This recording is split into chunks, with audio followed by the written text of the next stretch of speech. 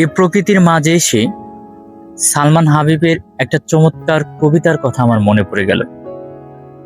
তিনি লিখেছেন এভাবে, আমাকে একটু কথা পাঠাবেন? আপনাকে না আমার ভীষণ শুনতে ইচ্ছে করছে। ভালোবাসি বলে পাঠাতে হবে না, ভালো তো বাসেন না সেটা আমি টের পাই। ভালো যে বাসেন না সেটা বলে পাঠান।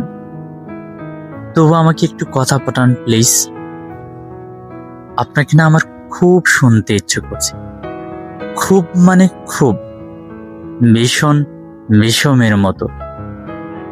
কি চমৎকার কথা তিনি বলেছেন। তার প্রিয়তমাকে তিনি তার কথা শুনতে চাচ্ছেন, তার প্রিয়তমাকে খুব মিস করছেন, যার কারণে তিনি তার প্রিয়তমার কাছে খুবই অনুরোধ করেছেন যে আপনি শুধু একটু কথা পাঠান। ভালো যে বাসেন না সেটা আমি জানি, ভালো যে বাসেন না শুধু এইটুকু বলে পাঠান।